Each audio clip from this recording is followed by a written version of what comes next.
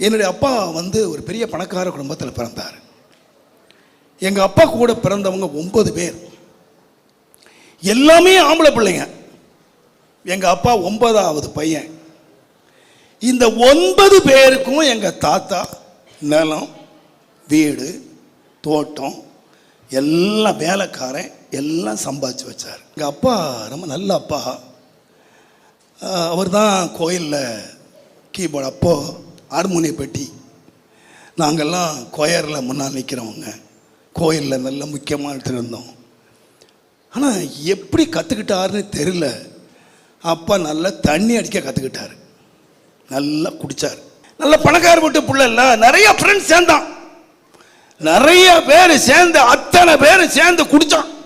ராத்திரியும் பகலும் குடித்தான்.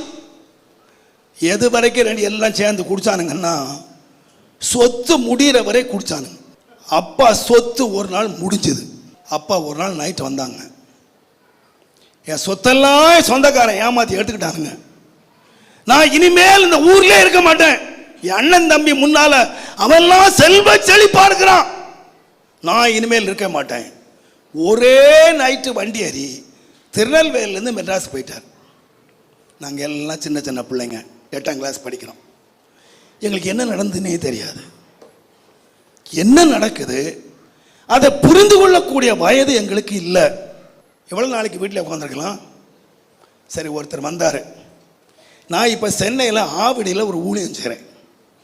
அந்த ஆவடியில் மளிகை கடை வச்சிருக்கிற என் சொந்தக்காரர் ஒருத்தர், எத்தனை நாளைக்கடா இப்படியே உட்காந்துருப்பீங்க, நான் என் மளிகை கடைக்கு ஒரு ஆள் தேவை வாடான்னு கூப்பிட்டு வந்தார்.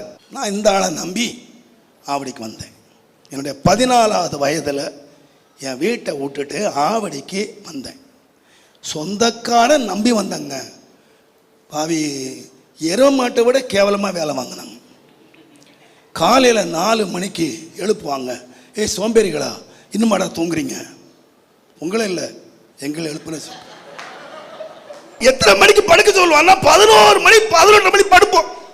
14 வயசுல 4 மணிக்கு எழுப்புவாங்க. சோம்பேறிகளா, இன்னுமாடா தூங்குறீங்க, எழுப்புங்கடா. நல்ல ட்ரைனிங் கொடுத்தாங்க. 11 மணிக்கு படுத்து 4 மணிக்கு எழும்புறக்கு சூப்பர் ட்ரைனிங் மளிகைகளில் கொடுத்தாங்க. சரி பாவி, 4 மணிக்கு எழுதி 11 மணிக்கு வேலை வாங்கினானே, சோறாது கொடுத்தானா? அதுவும் கொடுக்கல.